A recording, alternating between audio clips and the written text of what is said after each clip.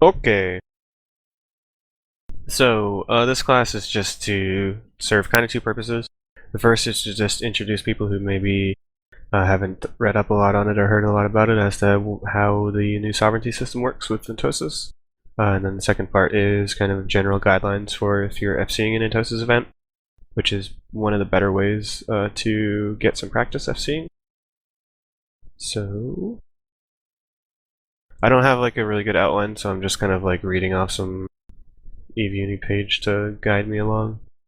So yeah, if you have that page up, you'll be like, hey, he's just reading this, but you know, I'm also here for questions and stuff.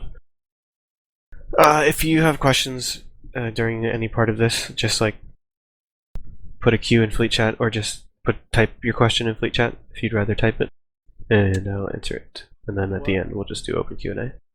Which fleet? The fleet is called Entosis School. Oh. Okay. So, anyone have any questions before we get started? Just like, such as which comms, which fleet, etc. Although I guess if you ask which comms, then you're already in the right one. Okay, Gucci. Alright, so the Entosis affects three different things. The TCU, the infrastructure hub, and the station.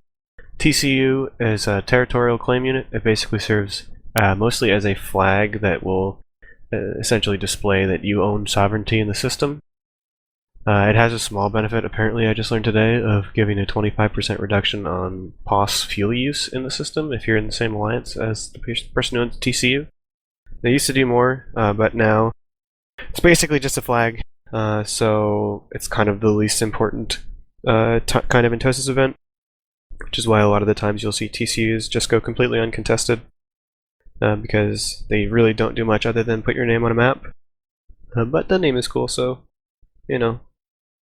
Like, when people say how many systems they have SOV in, generally they're referring to systems they have TCU'd, which a lot of the times includes like a bunch of systems with no use at all, just like no stations and no good like belts or anything like that. They just put the TCU to say, oh, we have more SOV now. So the second one, and pretty important, is the infrastructure hub. And that is essentially a structure in space that allows you to install upgrades. Upgrades can do things like cause more combat anomalies to spawn, more ore sites to spawn. There are some upgrades that supposedly increase the amount of cosmic signatures that appear in the system, although that is like debated as to whether it actually works. And it also, the infrastructure hub also drives the strategic index of the system, and we'll go over the indexes in a little bit. The key thing to know about the upgrades that you install in an infrastructure hub is that they have requirements for index levels before you can upgrade them. So when we go over indexes, just keep that in mind, that you have to get your indexes to a certain level to have certain upgrades be able to be installed. Upgrades are physical items, so they have to be moved to the iHub and installed. So sometimes you can catch people moving upgrades around, or sometimes you want to install an upgrade and have to get a deep space transport pilot to bring the things around. They're pretty big and can be pretty expensive. And when you destroy an iHub, you destroy all the upgrades as well. The last and probably most important is the station and the station services. I think pretty much everyone knows what stations are. You can dock in them, you can do cool stuff.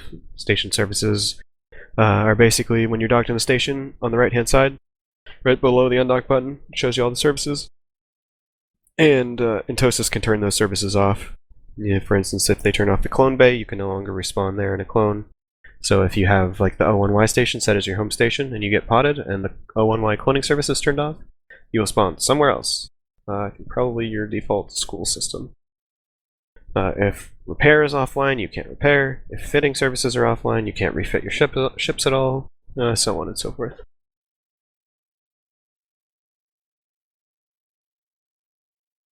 So, now that we know about the three different things that Entosis can affect, it's time to talk about the ADMs and the indexes. So, if you're sitting in the station right now, or any system that you're in, if you look to the top left of the screen, you'll see the name of the system, and then the name of, and then the security status, the name of the constellation, and the name of the region. So ONY, it says ONY TAC ED, and then it says -0.3, and then it says UWRZ TAC 2, which is the name of the constellation, and then it says FADE, which is the name of the region that we're in. Below that, you'll see 3 little icons, and if you hover over them, you'll see that they represent the TCU, the iHub, station, and then the activity defense multiplier readout. So those 3 icons that show you the iHub, station, and TCU will also show you who owns them and their vulnerability window, which we'll talk about in a bit. But if you hover over that little shield icon with the little chevron lines on it, you'll see that it shows the activity defense multiplier of the system, which is 5.3 times. And below that, it shows the strategic index. The strategic index is an index that grows naturally over time as you control the iHub in a system. So the longer you hold the iHub, the more the strategic index goes up. Military index is raised by killing NPC pirates in the system, so people ratting. Industry index is raised by people mining or people manufacturing in the system. So you can see that right now we have a strategic index of 2, and a military index of 5, and an industry index of 2. And all those numbers together add up to, well, those 3 levels, when sort of multiplied by the fraction that they give the activity defense multiplier, add up to 5.3 times. Each tick is 0.6 for military and industrial. And it's actually like, doesn't add up perfectly. Hold on. I totally had this information. It's a weird scale. There's like a bunch of different multipliers. Don't worry about it. The point is, you don't have to have them all maxed out to reach the max ADM, which is 6 times. You only have to max out 2 of them and then have a couple ticks in an additional one. And it also means that just having the strategic index high will actually give you a pretty decent ADM even if you don't rat or mine in the system. So if you hold the iHub for a while, the ADM goes up. So what the ADM does is it's kind of what it sounds like, activity defense multiplier. So it's raised by activity and it multiplies the strength of your defense against Entosis. So what that means is that any actions requiring an Entosis link in that system are multiplied from their base by that number, 5.3 times, for instance, in O1Y. So a base Entosis cycle on, let's say, the station or the TCU, etc., is 10 minutes. So any of those in this system are going to take 53 minutes. Yeah, I can do math. So essentially, if you do activity in your systems, you raise the ADM, you make it harder for people to actually capture the things in there. This applies also to nodes, although nodes have a lower base time of 4 minutes. Station services have a lower base time of 4 minutes, but they're all multiplied by the ADM of the system. This is also why you'll see when people try to attack a system, they prioritize hitting the infrastructure hub first, because if you destroy the iHub, the strategic index immediately goes to 0, and that removes a bunch of ADM off. So then it makes the further Entosis timers lower. So basically, in conclusion, if you look at the ADM, it gives you an idea of how easy it is to Entosis structures in the system or Entosis nodes in the system during an Entosis event. And if there's low ADM systems, usually it means that people aren't using that space. Like they're not routing in it, they're not mining in it. And obviously if there's no iHub, it's clearly not being used at all, but most systems will just have an iHub in them anyway, because people who hold space tend to have enough money to afford iHubs, and you might as well.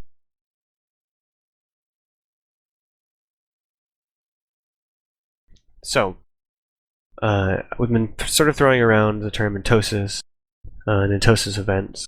So I'll just describe real quick what an Entosis, or what I mean when I say Entosis. There's a module called the Entosis link, which I'll link in Fleet Chat.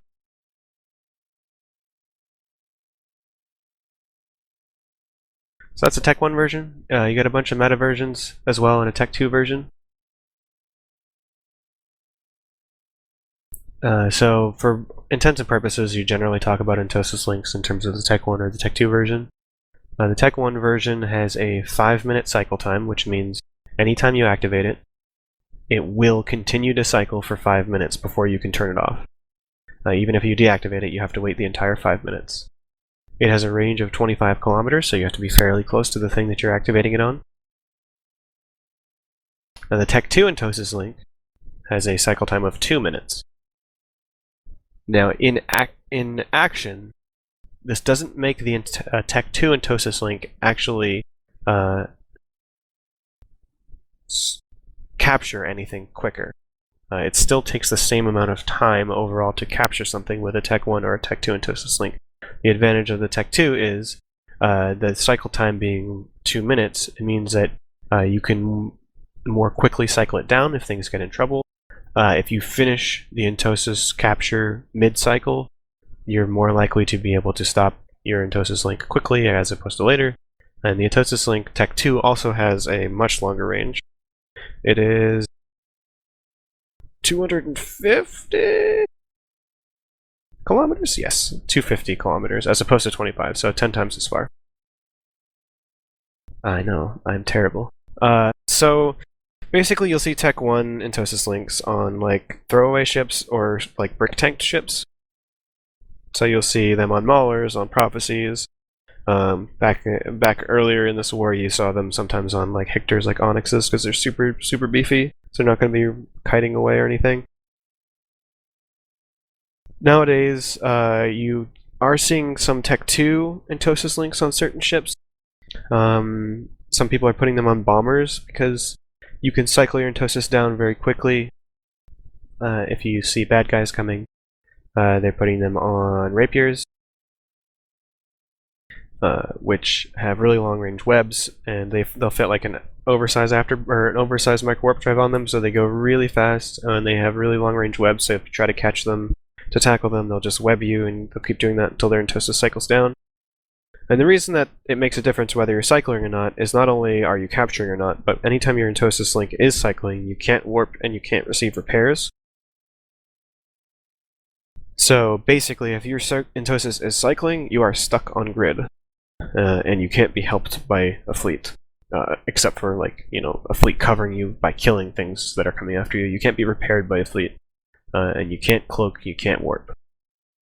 So a Tech 2 Entosis link allows you to more quickly cycle your Entosis off, so that if you are able to warp off or cloak up, etc. Whereas a Tech 1, sometimes, even if you have a 3-minute warning that bad guys are incoming, you wouldn't be able to cycle your Entosis down in time, and you'd be stuck on the grid. Can you activate micro warp drive when that's on? Yes, you can, but you are capped at a top speed of 4,000 kilometers, regardless of what your ship can normally do.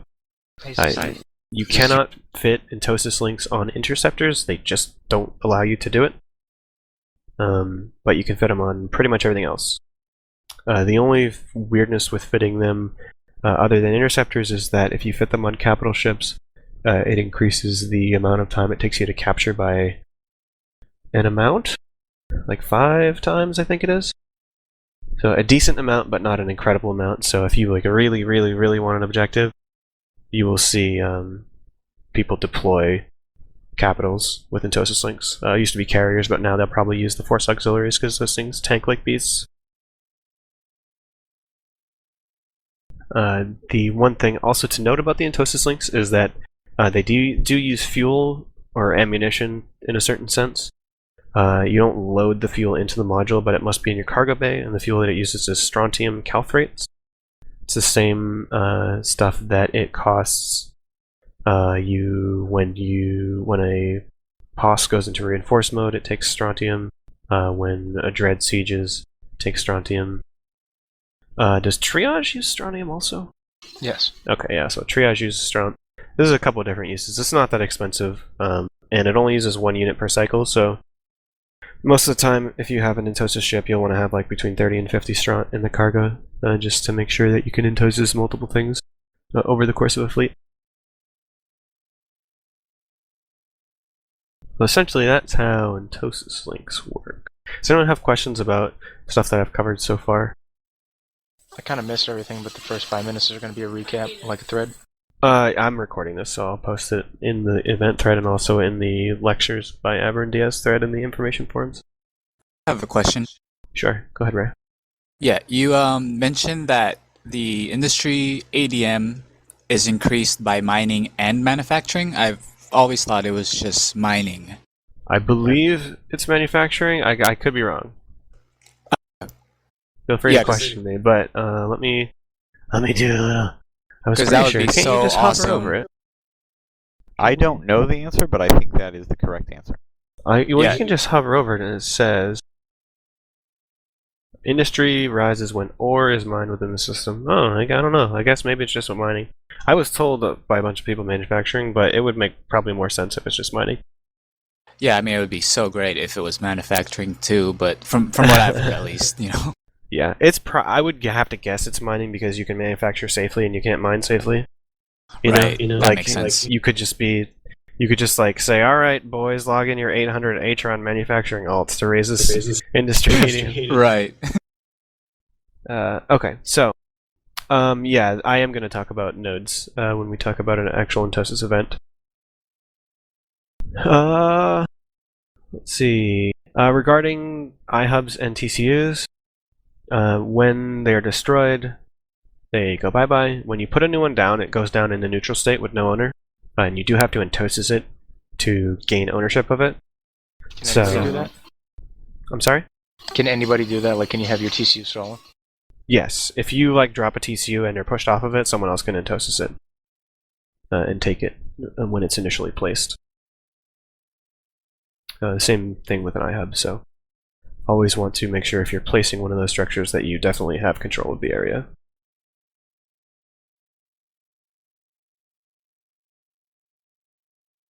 Okay. So went over that stuff. Alright, so when you Entosis a structure, like let's say there's no event, there's no nothing, you just go into a system and you start Entosising something. So you would lock up the structure, be it the station, a station service, the infrastructure hub, or the TCU. As long as you're within range and you have strontium, you click on your Entosis link and it begins to cycle. It'll turn green and you'll get the little progress thing around it, like when you fire a gun and you're waiting to fire the next shot. Only this one goes very, very slowly. It takes 5 minutes on the tech one. We'll just talk all my examples for right now, unless specifically stated otherwise. I'm just going to assume a tech one Entosis link because it's what we mostly use. So you lock up the thing that you want to Entosis, you click your Entosis module, the module consumes 1 strontium calthrate from your cargo hold, and the Entosis starts. The very first cycle that you do is your warm-up cycle. So the graphic of the Entosis link, which kind of looks like, if you've ever seen the Circadian Sleepers do their weird little scanning business, kind of looks like that. The graphic will shoot from your ship to the structure you're capturing. You can't see this if you have it on potato mode, so if you're ever scouting for enemy Entosisers, try to go to regular good graphics mode. But you'll see that graphic start up, and your Entosis will start to cycle. Those are the only effects that will happen during warm-up. You will no longer be able to warp, your speed will be capped at 4 kilometers per second. You will not be able to cloak or receive repairs during this time, but nothing else will have happened yet. When you finish your first cycle, that's when you actually start capturing the structure. At that point, everyone in the alliance of the structure that you're capturing receives a notification. I'm sure you've seen many notifications to that effect. If you open up your notifications right now, probably have a big long list of different services being enabled, disabled, etc. So it will say, the name of the system, the name of which structure it is, and then is being captured. Also at that time, the game will calculate based on the ADM of the system that you're in, and what you're Entosising, how long it will take. So if you're Entosising a station if you're Entosising the O1Y station, it will take 53 minutes. If you're Entosising a station service or a command node, it will take 40% of that time. Which math I don't want to do right now. Because, like I said, the base time for stations I have TCUs is 10 minutes, and then for station services and command nodes, it's 4 minutes. So, when that happens, you will get a little progress indicator around the actual object that you're intosising.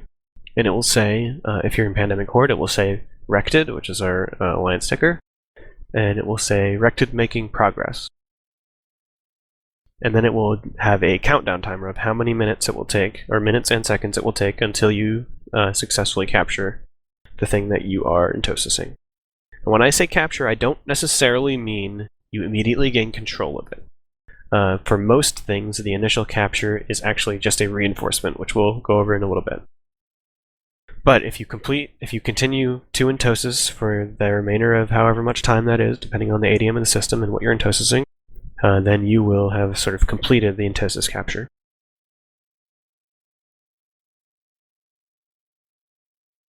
Now, if you do this to a station service, that means that that service is disabled, and then it will require someone who owns, or someone in the alliance that owns that station to entosis it to turn it back on.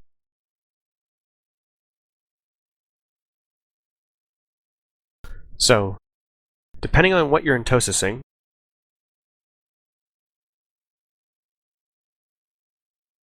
actually, I skipped a little bit. So, that describes like the actual physical process of intosising. So I do want to cover before I describe like the actual order of events to leading to the ultimate capture of something. Something that is linked to the ADM, and it's called the vulnerability window. I have a question. Sure, go ahead. So you talked about intosising the services. Is that's something you usually do in a fleet, or that's not something you can just solo? Hey, I'm going to wander over to somebody's territory and entosis one of their station services. You can. There's a couple of things. So if you're doing that alone, you either want to do it as a troll with a Tech 2 entosis, so you can just like start turning off services and running away, or you want to basically use it to try to get a fight, because the entosis link, aside from the speed limit, doesn't really diminish your ability to participate in combat as a solo pilot. So a lot of people will fit up like a solo ship of some kind, and then just throw an entosis link on it, and go to someone's space and just start like fucking with their station services or whatever, to try to like get a fight out of them.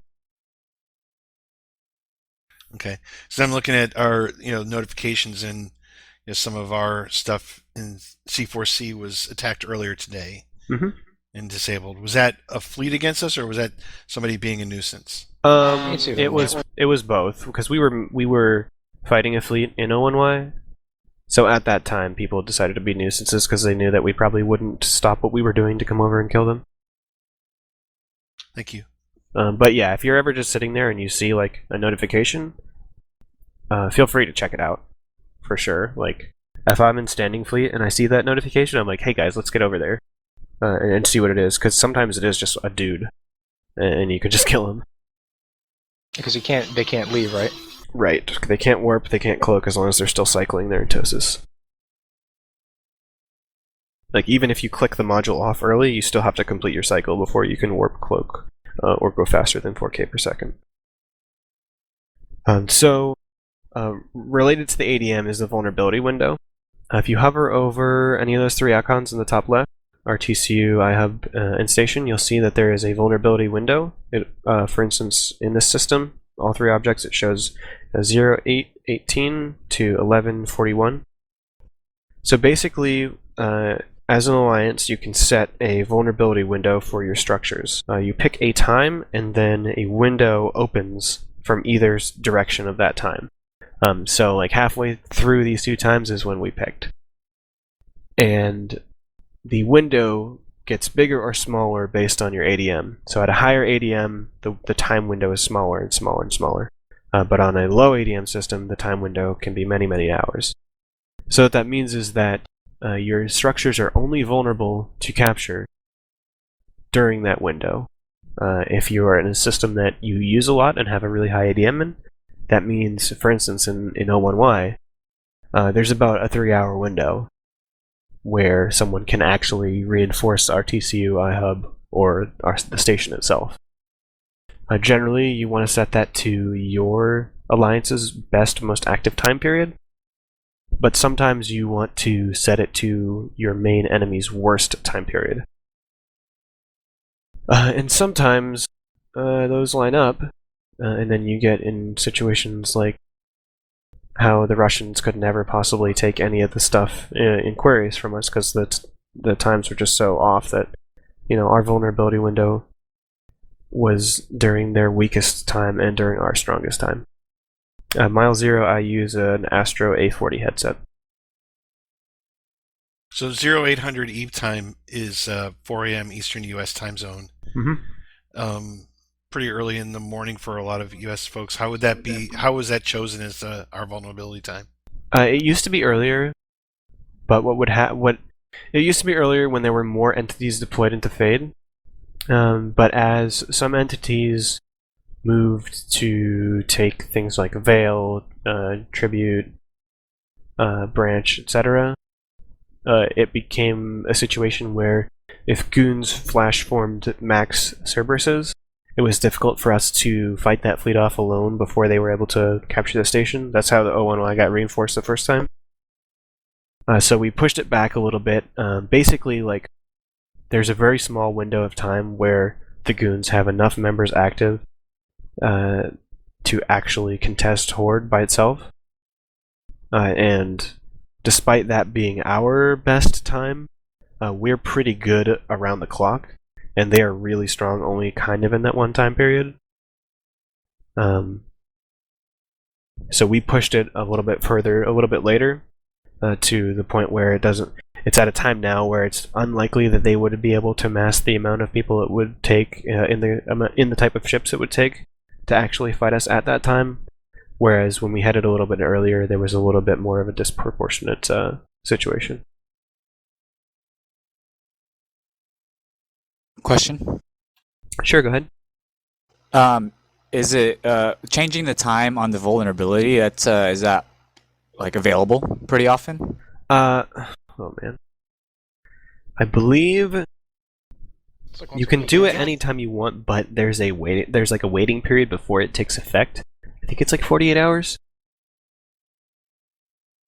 So Cool, thanks. when you change it, you can't go, there's guys Right. coming. Let's change it right now. They're going to be here tomorrow. But when you change it, it takes, I think it's 48 hours, and then it switches. Gotcha. And you'll always get at least one vulnerability period every 24 hours. So if you push it too far one way or the other, you'll just get 2 in one day as it switches over. So you can't game the system to try to get a really long period of time where you're not vulnerable. Any other questions related to that stuff? Alright, chill for 30 seconds, guys. I gotta get a drink or my mouth's gonna implode. Everybody take a drink. Let's talk about his mouth implosion. That's what I want to talk about.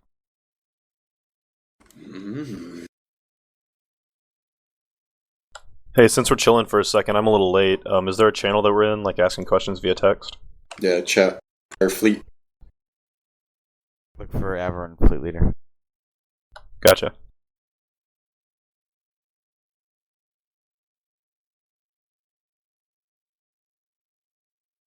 Alright, I'm back. Okay, so I've got a question while you're taking a drink here. So, sure.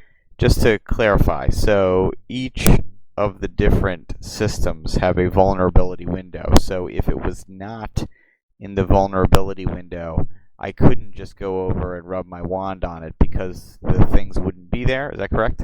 Correct. The Alliance sets an Alliance-wide vulnerability base time, and then the windows open from that time, earlier and later than that time, based on the ADM of the system.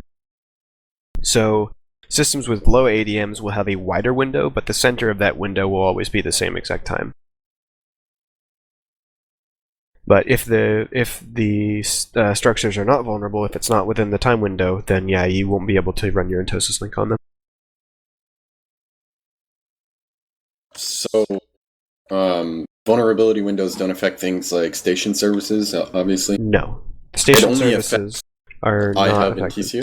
I have TCU and the station itself.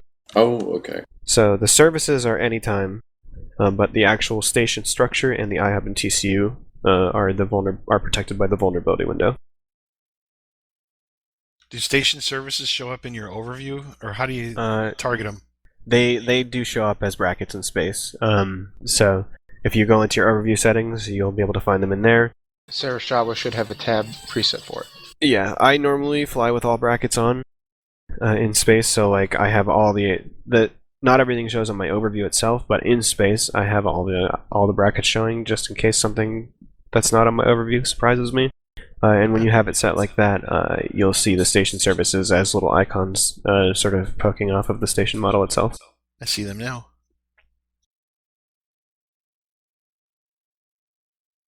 Okay, so before we talked about exactly physically how you capture something. So let's say you go to a station, you're within the vulnerability window of the system. So the station, iHub, and TCU are vulnerable. You warp to the station, you're within range of your Entosis unit, or your Entosis link. You target the station, click your Entosis link on, consumes 1 stront. You go through your 5-minute warm-up cycle. It consumes another stront. For every cycle, it consumes 1 more. And you Entosis it for the amount of time it takes based on the system. So, 10 minutes times whatever the ADM is. When that completes, we'll start with a station, because it's kind of the most complicated one, and then the other ones are a little more simple. So whenever you whenever you Entosis a TCU, an iHub, or a station, it will go into reinforce mode. What this means is that you can no longer Entosis it. It used to mean you could no longer do damage to it, but you don't damage those items anymore. So it doesn't like reinforce is kind of a weird term for it. But it basically starts a 48-hour timer, and at the end of that 48-hour timer, an Entosis event will occur for that structure. And we'll describe what an Entosis event is. For now, we'll just say you show up to that Entosis event and you win it as the attacker. For a TCU, that means the TCU is destroyed. For an iHub, that means the iHub is destroyed. For a station, if you win the first Entosis event, so you reinforce the structure, or the station, you wait 48 hours for the timer. It comes out of, the timer is counting down. When the timer counts down, an Entosis event spawns. As an attacker, you win that Entosis event. The station actually has a second reinforcement period. So you have another 48 hours. The thing about the second reinforcement period for stations is that during that time they are a free port, which means any alliance can dock and so on. So you can actually stage, as an attacker, you can stage in the defender's station during that final reinforcement period. It's pretty fucked up. And then, after 48 hours of free port mode, you'll get another identical Entosis event. And then whosoever wins that final Entosis event, which is mechanically a free-for-all, there's no longer an attacker and a defender. There is a defender and anyone else. Actually, there's not even really a defender. It's basically the station essentially belongs to no one, and there is an Entosis event that occurs. And whosoever wins that event controls the station. When that happens, there is I'm not sure exactly how long. I think they give you like a certain amount of time before it's vulnerable again. I don't think you can go straight into your next vulnerability window. I think you get till the next day. But then it starts all over again. If you are doing the Entosis event for the TCU or the iHub, and you win as the attacker, like I said, the structures are destroyed. In order to control, or in order to, take over that system, you have to place your own, and then you have to Entosis it. Because as I said, when you place a TCU or an iHub, it comes out in a neutral, unowned state, so you do need to run Entosis on it to initiate control of it. So, any questions about that process? And then, if not, we will cover what an Entosis event is.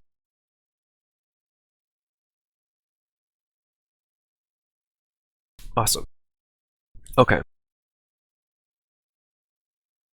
So, an Entosis event occurs after the reinforcement timer of any of the structures, so a TCU, an iHub, or a station. And when the timer comes out, initially, 5 nodes will spawn in the constellation that the system that the initial structure was reinforced in or captured in is located in. So, for instance, in O1Y, if you go up to the top left, you'll see, like I said, the second thing there that says UWRZ Tech 2. That is the constellation that O1Y is in. So if we were doing an Entosis event for the TCU, the station, or the iHub of O1Y, the Entosis nodes would spawn in any of the systems within the constellation. So if you click on that, it actually gives you the sovereignty readout actually gives you a really cool detailed display of all the systems that are within the constellation, the structures and the ownership of those, as well as their status, whether they're reinforced, whether they're vulnerable or not. And if they are vulnerable, how much longer, and if they are reinforced, when the timer comes out. So for instance, you can see that the OTEC station is reinforced and the timer comes out in 4 hours and 25 minutes. But as you can also see, the owner of that is Exodus, and then they are more than capable of taking care of their stuff, so I'm not too worried. So like I said, the nodes that spawn initially, you will get 5 immediately upon the event starting. They will be spawned randomly throughout the constellation. So they will not always be in the system that the actual structure under contestation is, but they'll be somewhere within the constellation. And then as time moves forward during the event, more nodes will spawn, again randomly throughout the constellation. These nodes have the lower base Entosis time of 4 minutes. And the nodes themselves are governed by the ADM of the system that contained, whichever structure it is that the event is for. So that means, again, a high ADM not only defends your structures initially by making it longer to Entosis them, but it also makes the Entosis events harder to do because as an attacker, it takes you longer to actually Entosis them. But the other thing about an Entosis event is, to be fair, I could cover this a little bit, but when somebody is attacking your structures with an Entosis link, you can also, as a defender, Entosis the structure at the same time to cancel it out. And it kind of goes on a 1-for-1 basis, so if they have 3 links and you apply 2, they start making progress. If you apply 3, they stop. If they apply another one, and so on. But most of the time people just blow each other up rather than trying to do Entosis contests. So you don't see it a whole lot. But during an Entosis event, attackers want to take nodes, but defenders also want to take nodes. When a TCU or an iHub Entosis event starts, the attackers and defenders are given a score. Attackers is anyone who's not in the alliance that controls the structure, and defenders is the alliance that controls the structure. So the defenders will be given a 60% score to victory, while the attackers will have 40%. And each node that you capture gives you 5% toward your side. So essentially, you need 20 nodes total to win, and the attackers start with 8, and the defenders start with 12. So every node that you take as a defender pushes the defense number up 5%, and every node that you take as an attacker reduces it by 5%, or sort of tugs of war in the opposite direction. So if you are defending and there's not much opposition, you only need to capture the initial 5 nodes that spawn and then 3 more. And if you're attacking, then you need to capture 12 in total as opposed to 8. But again, that's only if there's no resistance. If the attacker and defender are both active in the constellation, you could conceivably have an Entosis event that just goes on forever. The other thing to note about being a defender in an Entosis event is that the defenders will sort of naturally, slowly, passively capture nodes. It is very, very, very, very slow. For a command node that is freshly spawned, it will take 98 minutes for it to sort of capture itself for the defenders. So you don't necessarily want to rely on that because it gives it gives you like a serious amount of time. I think it's something like 2 to 3 hours before a defender's event will naturally recover itself, because you only get 5 that spawn initially. So those 5 that spawn initially will capture themselves in 98 minutes, but then you also have to get 3 more after that, which spawn a little bit later, and start their 98-minute regen timer. So that's why sometimes you'll see a node that no one is entosising, but it says someone is making progress, and that it'll complete in an hour and a half. That would be the passive regen at work. And that's just so that you can't sort of like troll Entosis things and then not show up, and then make the guy have to undock every single time. If there's a timer that doesn't really matter to either side, the defenders will automatically win eventually.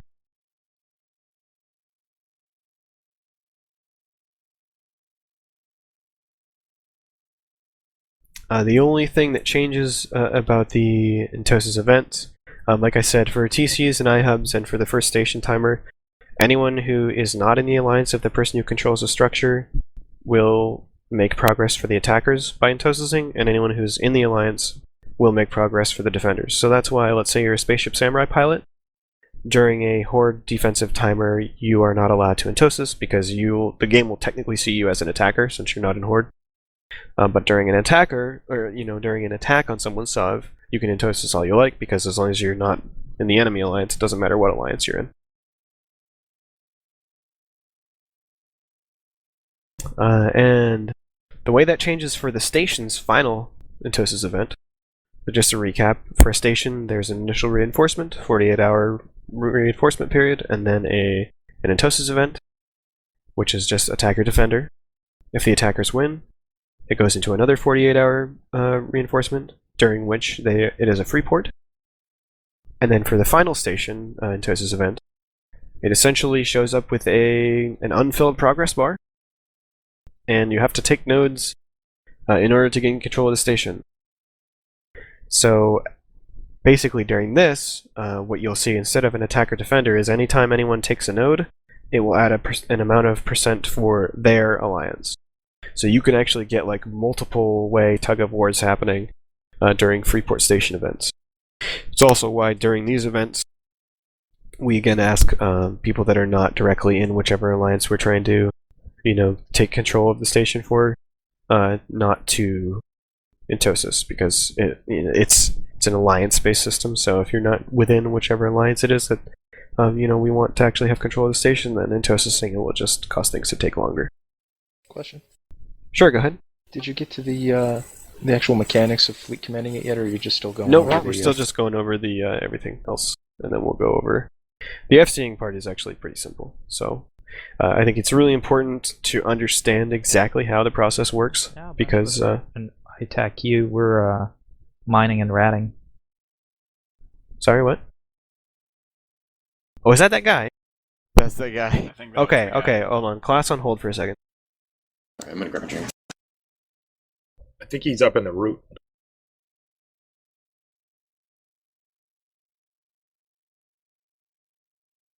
Oh, I saw his name.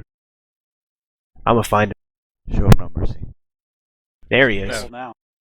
That was hilarious. Was that guy? Hold on. I found him. I'll be right back, guys. Oh wait, is this gonna fuck up my recording if I... It's already fucked. No, I mean like break my recording if I go to a different channel. Oh, that I don't know. You just edit that. Just cut That's so lazy though. Alright, this is gonna be a two-parter because I'm too lazy to stitch it. Alright, recording is stopping. Okay, it started again. Holy shit. I forgot what we were... When we talked about the station... We're telling us the secrets. No, the free-for-all, right? So, whosoever wins the free-for-all gets control of the station, and then it starts over from there. I think that's what we were talking about. I think something I'm not clear about, and I think that other people might not be too, where it says the station is reinforced. That's really the middle period, correct? Yeah, that's the waiting period. Basically, that means an like Entosis happened to it, so it can no longer be Entosised, but when the reinforcement timer runs out, there will be an Entosis event. Like, it might as well just show... It used to be called reinforced because used to do damage to those structures, so it made sense to say it's reinforced, aka invulnerable. But now it just means that, it's the period between when you succeed at doing the initial Entosis and when the Entosis event happens. It's the period of time it allows for the defenders to get their stuff ready, schedule their ops, and so on. I came in a little late. Is there any chance you would talk about different fits? Like maybe Tier 1 versus Tier 2 Entosis links? I did already talk about that. Okay. I'm recording this, so you can feel free to just check the recording when I post it, and then catch up to wherever you joined us at. Does anyone have questions regarding the sort of Entosis flow between initial Entosis and the final capture or destruction? So basically, there's 3 stages when capturing a station. A station. There's the initial capture, there's the second reinforce, and then there's the free port. What about the others? The others. Yeah, the TCU and the iHub, you reinforce it once. When the timer comes out, there's a single Entosis event. If you win that event, the structure destructs, explodes. And then you can place your own, and then Entosis it to gain control. Or to gain immediate control.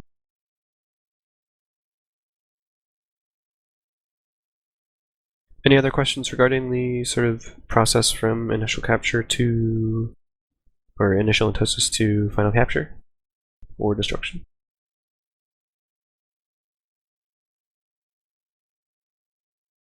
Awesome. Let's see.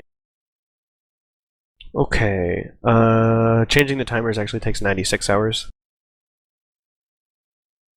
And like I said, your structures will be vulnerable twice during the same 24-hour period as it switches over. The other thing is you can designate as an alliance a capital system, which just adds a flat +2 to your ADM for that system, so it makes it easier to max it out without having to do all the routing and mining and stuff there. The other thing to keep in mind is that 6 times is the highest ADM, so if you get so many indexes and so on that you would go over it, you can't. It maxes out at 6. So designating a capital system means that it's like really, really easy to just maintain a maxed out ADM there. It doesn't necessarily like make it any more difficult than it would be if you're already using the hell out of that system. So a lot of the times alliances will use the capital system to strategically increase the ADM of a system that's important but doesn't have a whole lot of activity in it. Kind of like what we do in A2. Like, it's not super safe for people to do a ton of ratting or mining there, but it is really important to us, so we have it set as our capital. And I think that's pretty much everything. Does anyone else have any questions just regarding Entosis as a whole before I get into like how to FC Entosis events? I've got a question. Sure. So earlier you mentioned that you can cancel the attacker out by putting a defender on the command node, right? Yes. So I've heard Hidden say like multiple times that there's no good putting multiple attackers and multiple defenders on a node. And in your example, you said you could put 2 extra people and then put 2 more people on to cancel those 2 people out. Is that... You could, but like I said, when I described that, I also did say people are usually more inclined to just kill each other rather than... People are usually more inclined to just kill each other rather than try to cancel out each other's Entosis on the same node on the same grid. So the situation that we would use multiple Entosis in would be just for redundancy.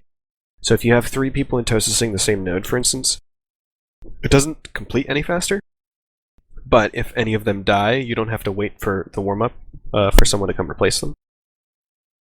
So if you have multiple guys there, it increases, like, basically they have to kill 3 ships before the Entosis will stop. And hopefully if they can only kill 1 at a time and have to run away, like it's some sword fleet bullshit, by the time they come back and kill the 2nd and 3rd ship, you'll have another, mauler. That's sort of what we call the World Eaters, when we just have multiple maulers or multiple prophecies or whatever, all on a single node, and anytime any one of them dies, you immediately replace them. So it's incredibly difficult to stop the progress that way.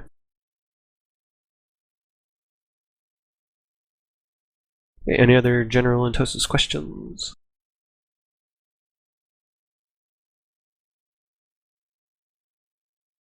Okay.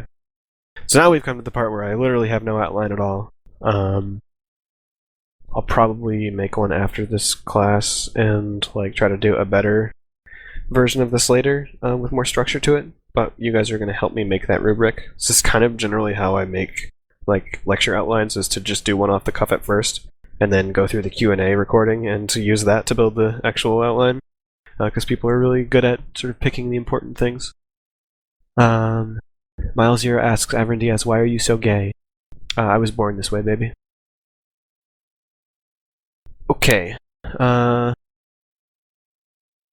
So, basically, when you are thinking about an Entosis event, how you FC it can vary. It depends on your, like, what you expect for resistance, and then, you know, when you have intel, hopefully what you see for your resistance. So at a very basic level, if you have no resistance whatsoever, the best thing to do is to have however many Entosis ships it takes. You know, if you have 8 Maulers with Entosis links, or just 8 dudes with whatever ships they have with Entosis links, you can do the 5 nodes that spawn initially, and then you can have people report whatever the nodes are, and you can just take them all and then go home. But sometimes you're going to have resistance, and depending upon the different kind of resistance you have, you're going to have to do some different things. So, just at a very basic level, what you want to try to do is you want to take a look at the actual geographic layout of the constellation that you're working in. So I'll just use O and Y as an example again.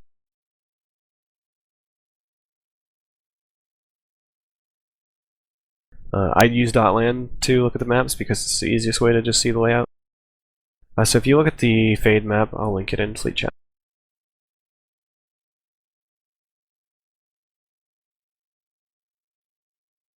If you open that link, or if you're listening to this class recording and you want to follow along, just go to Google and type .land fade.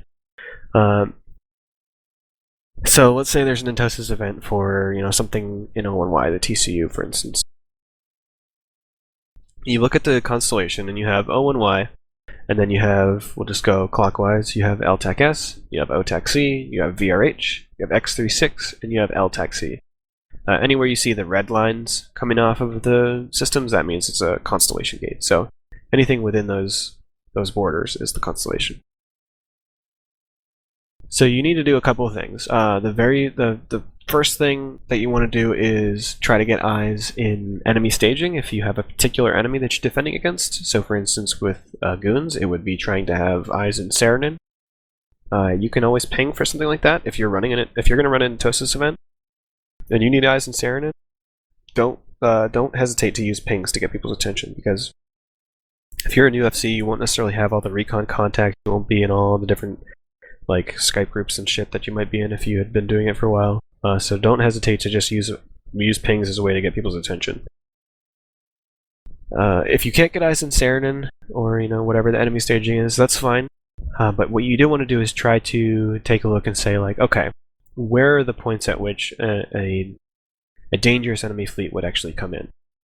Now there are certain places where, you know, people could use Titan bridges to try to get past certain scouts and so on and so forth.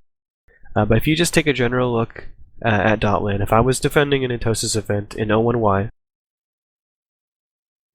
I would put someone in K4, definitely. Although that's within the constellation, so you're already going to have someone there. You might even tell them to go to 8S in Declan, although it is so, like right now, goons are just almost never going to come that way, because they'd have to go way around. I would put someone in PTAC 33 KR, which is to the east or to the right of the constellation, because that would see people who came in from DO6, people who came in from C8 TAC and up that way. Basically, it's the first choke point along the way. I would also put someone in YKSC, because there's the goon stations in CTAC-O and 0TAC-A, and it also, people coming in from Cloud Ring, you'd see them come that way as well. So that's the first thing, because the most important intelligence that you can get is that there's an enemy fleet incoming and what kind of ships it is. And that you kind of want to do on any operation, is to try to get intel of any systems in the area and then choke points, so that you know if enemy fleets are coming. The second wave of scouts that you want to have is a single person in each system, whose entire job it is to watch the local for the system, descan any enemies that come into the system, and scout the nodes. So, for instance, if this was an Entosis op, I would say, I need people in fast ships, either frigates or interceptors, with a microphone to X up. They would X up in fleet chat, and then I confirm that they have a microphone and that their shout key works by calling their name and having them respond to me, and then I assign them a system. So I would assign one system to each, or I would assign a person to each system of the constellation. So I would say, this person goes K4, this person stays in O1Y, this person goes LTEC S, and so on, for all the different systems in the constellation. And I would tell those people that their entire job is to be a scout, tell us if local spikes, try to descan enemies if they do, and to just continually be warping. If there are any nodes in the system, just warp to one after the other, after the other, after the other. And in this is how you, A, keep track of how many nodes there are in each system, because at any time, you know that you have a person who's supposed to be awake, has a microphone, paying attention, and warping to nodes. So if you want to know how many nodes are in a system, that person should be able to immediately tell you that. You also know that that person will let you know immediately if there are any enemies trying to Entosis, so that you know if the enemy are contesting you, if you need to go kill their Entosis, or if it's something you need to worry about. So you would do that for every system. So basically, and I don't tell people to just always tell me when nodes spawn or despawn or so on. I just want them to be aware so that at any time I can ask and get the answer. So you divvy up the scouts and you send them to their systems. If you have, no resistance, then you just do a node check and you just say, okay, all of my individual system scouts, link the system that you're in and how many nodes are there. So then you'll get, your fleet chat will suddenly fill up with a list of systems and nodes. Then you can take your Entosis pilots, which, if you have people volunteer, make sure you add them to your watch list as the FC. If you hand out ships, make sure you do that as well. And I always have everyone in the fleet add all the Entosis pilots to the watch list, unless it's like a massive, massive Entosis event. But if it's something simple, around the constellation here, and you're just forming a small fleet for it, so you'll have your little list of your Entosis pilot, and then you just, assign them to systems based on how many nodes there are. So if someone says, oh, there's 2 nodes, if your K4Y scout says there's 2 nodes in K4, then you say, and you always want to call the pilots out by their name if you can. So you'd send, Entosis Pilot 1 and Entosis Pilot 2, go ahead to K4 and get started, and then you can just tell them to figure out in fleet chat who's going to which node. And generally, anytime you do that, there will be the order of headstrongness will sort itself out. So you'll have the guy who's more headstrong say, I'm going to go to this node, and then the other guy will just go to the next node. So that's just a general sense of, no matter what you're looking at, how you operate it. So you need scouts in every system, you need your scouts to be checking the nodes for enemies, and you need your scouts to be able to tell you how many nodes there are. Where the tricky part comes in is depending on what kind of resistance you have and what kind of ships you will fly. So the most common resistance that we face nowadays is bombers or sword fleets, or both. Luckily, there is a fleet composition that is incredibly good against both of those things, and that is what I like to call the hyper fleet. Actually, it's kind of lame. We need to think of a cool name for it. But that's just your standard interceptors, hyperspatial frigates, and Tech 1 frigates. The strength of that is that they beat interceptors on one-on-one combat, so as long as you have at least an equal amount of members in your fleet as they do in the interceptor fleet, you'll just fuck them up if they try to brawl you. Even if they have a little more than you, most of the time, you'll fuck them up.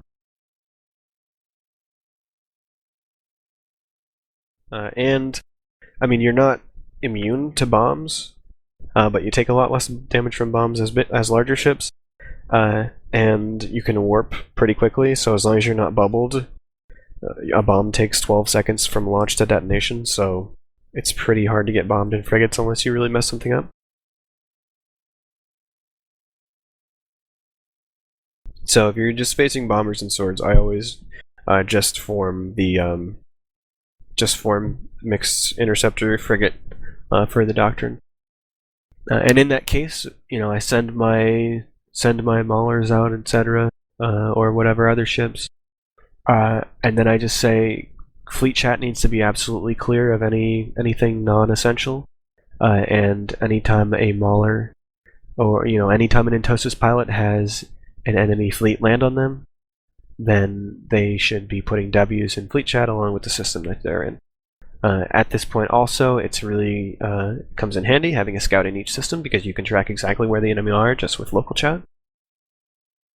If you do encounter a sword fleet, your doctrine of interceptors, hyperspatial frigates, and regular frigates, what you want to do is just chase them around, because as long as they're running away from you, they're not killing your Entosis.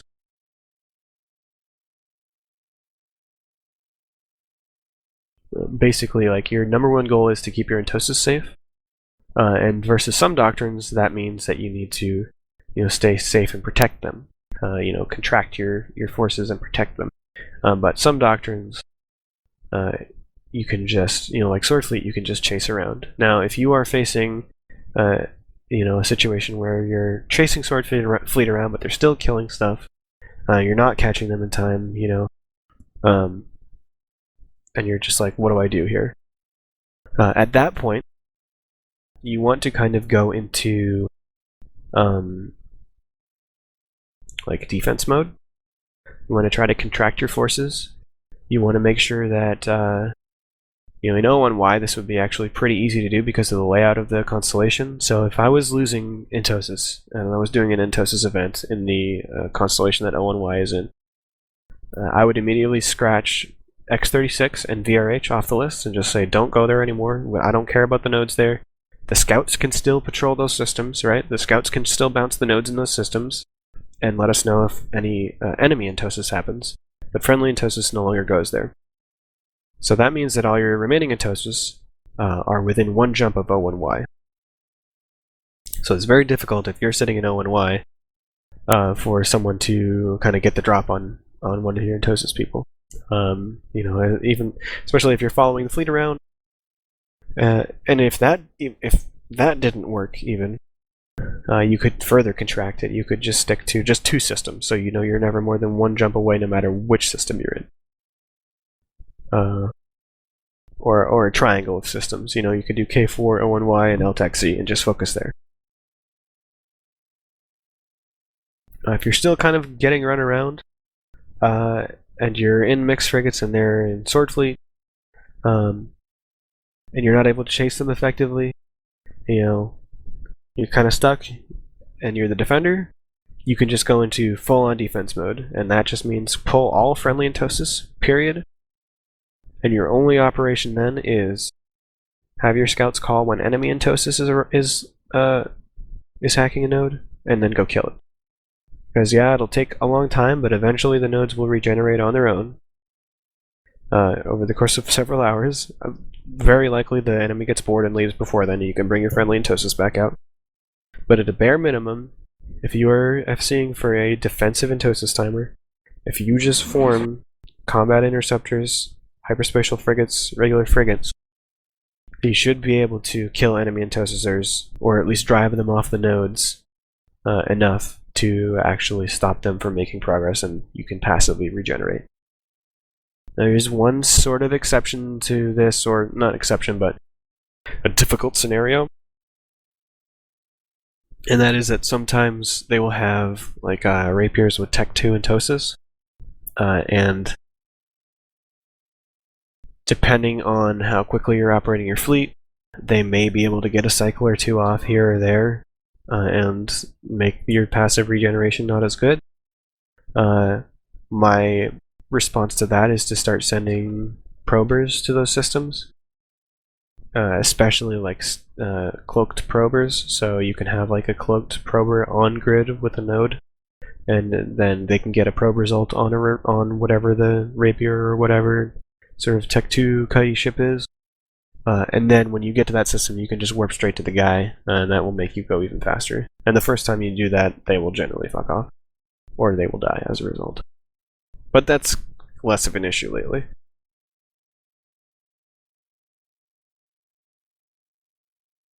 So then there are situations where goons, or, I say goons, but I mean this just goes for all Entosis from now until they change the system, if they do, where they're, maybe stronger or stiffer resistance.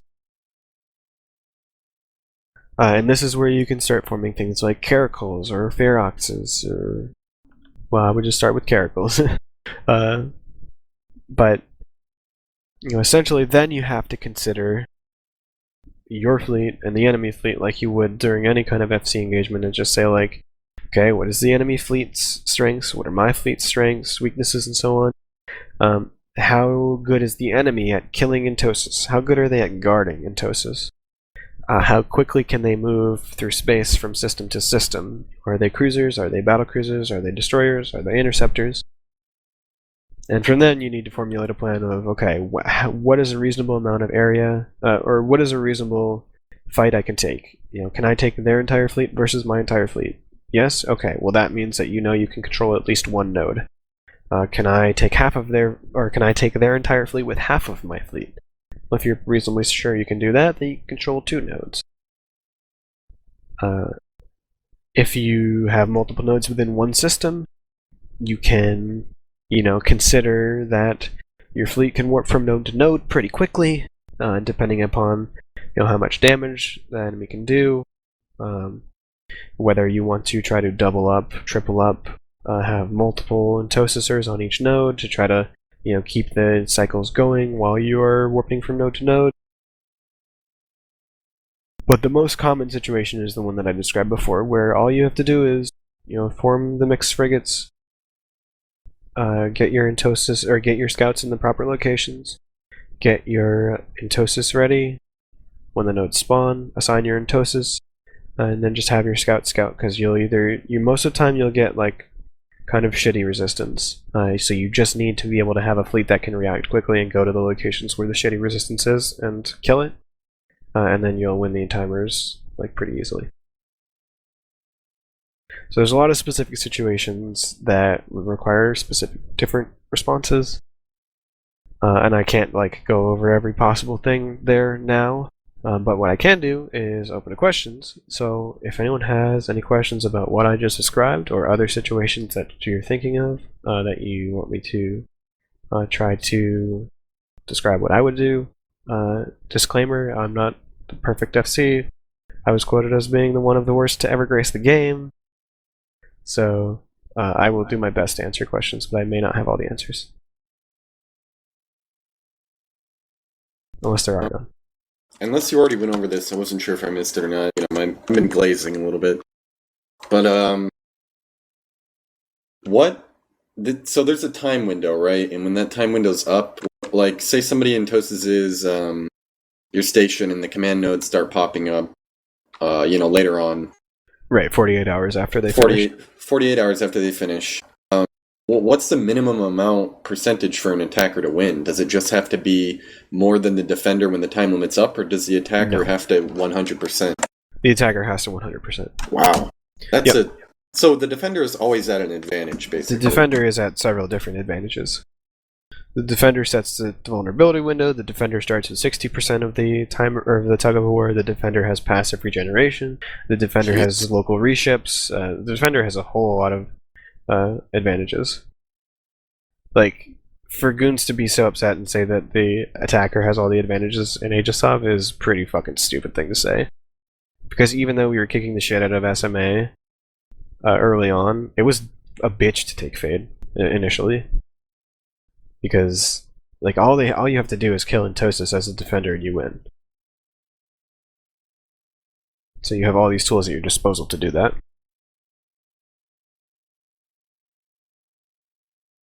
Any other questions Is there a limit to how many random nodes can spawn in the constellation, or is it like set on a basis of a timer or something I like that? think it's a timer.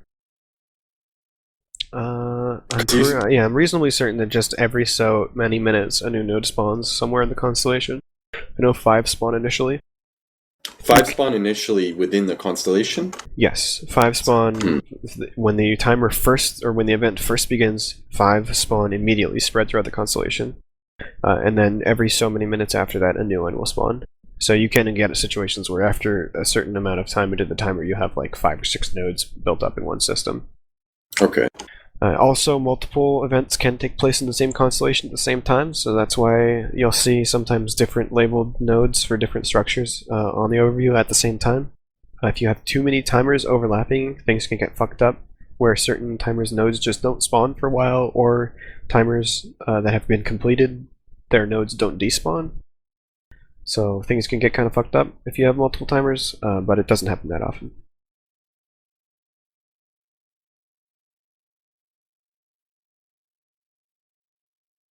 So things can quickly become a clusterfuck if they start ringing the dinner bell on different things within your constellation. Yeah, if you have multiple timers at once, it's kind of a pain in the ass, especially if the timers are for different alliances that are allied to each other. Like yesterday, we had a friendly iHub and a Horde iHub and a Tissue station timer come out at the same time. So it was like, Jesus Christ, do not Entosis the Tissue, because even though they're allies, if Horde guys Entosis it, it counts as attackers. Yeah. So, you know. So goons can kind of use that mechanic to their advantage if they're so inclined to undock and play the game. Yep. Anyone else have any questions for like how to? Because like basically, FCing an Entosis event is like about as easy as it gets for actually doing something that, well, I was gonna say actually doing something that matters, but like doing something important, that's still kind of lame because like roams and shit are important. But like you guys probably know, we have FCs that like they FC things a lot, but it's never anything like serious, if that makes sense. Strategic. Yeah, sure, strategic. That's a good word for it. So like, and those are like we need FCs for everything, right? But the ones we're really hurting for are strategic FCs, and I don't necessarily mean like experienced,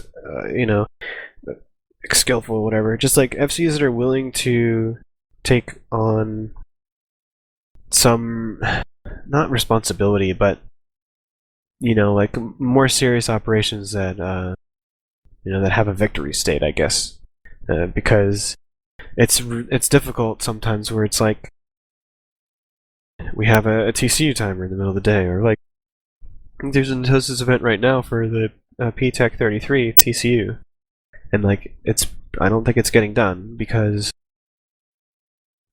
like I'm not going to run every single TCU in Fade and every iHub in Fade because I will burn myself out, and then the important stuff, the important timers, I won't even want to log on for.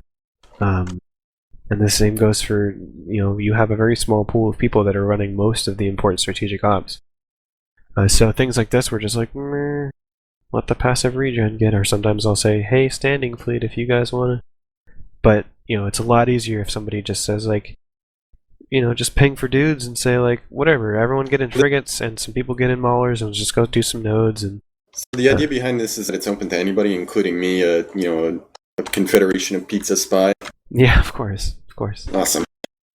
Because I played before with the pizza dudes, and like that was fun, and we did fun things in Delve, in the ghetto of Eve, and we fucked with goons in their prime. But now that I'm back on a new account, I need like more experience actually FCing, which is what I want to do in the future. Yeah, so like, you can take out a realm or do a gate camp or whatever, but if there are timers like this, it's a great way to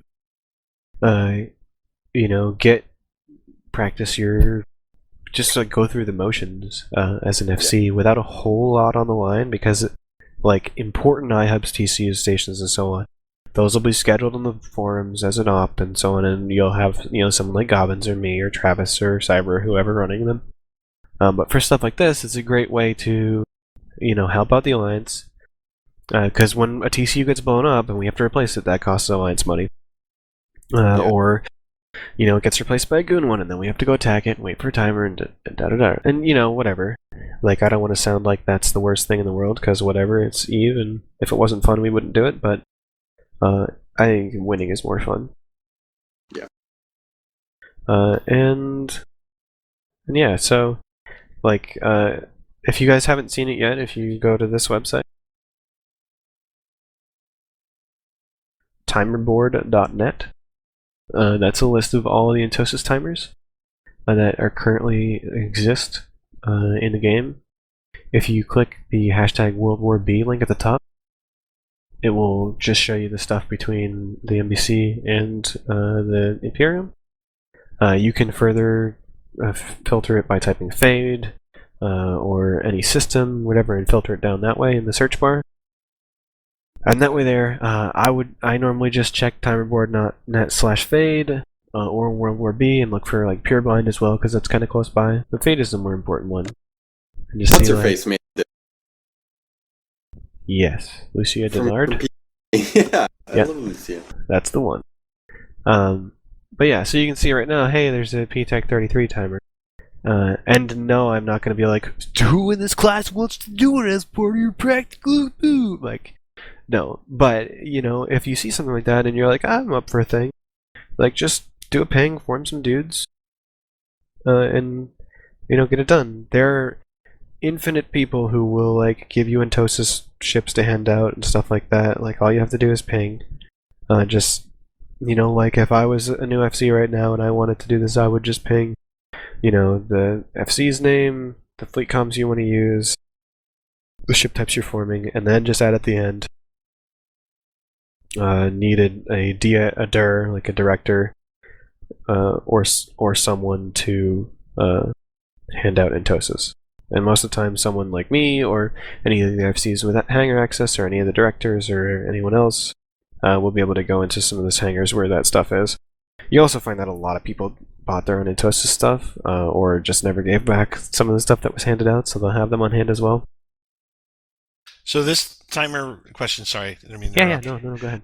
So this one, this P-Tech 33, we would take the guys into the constellation and start. Are there nodes, or do we go straight for the TCU now?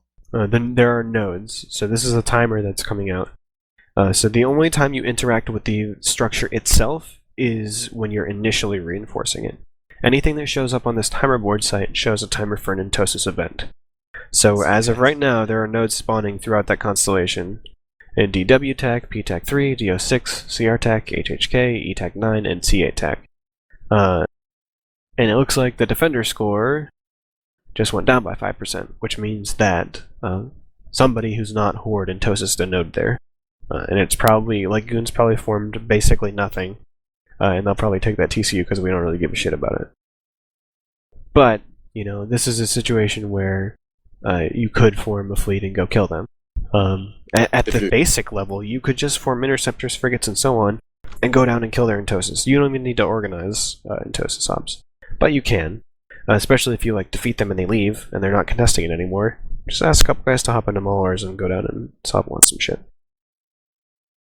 Roughly about how many guys would it take to defense this timer? It depends on what they've got down there. So you would just form what you can, and you would send someone to scout, or you would just take your fleet down and take a look. And if it turns out they have 3 times the guys you have, you just turn around and come home. You nope, and you fucking moonwalk at them. Yep. Mm-hmm. Unless, if you go down there and they have a bunch of caracals, and you're in interceptors and frigates, just make it so they can only do 1 node at a time by sitting the caracals on it. Because that's going to make their op take an hour. Because if they try to spread their forces out, you'll just zip around where they're not and kill their Entosis. So. I have a bunch of non-related Entosis questions now. Wait, what? I have a bunch of questions not directly related to the class materials, so I'll save them until after you're done recording. Okay. Good, good, good. Any other class material related questions about Entosis, FC, Entosis ops, etc.?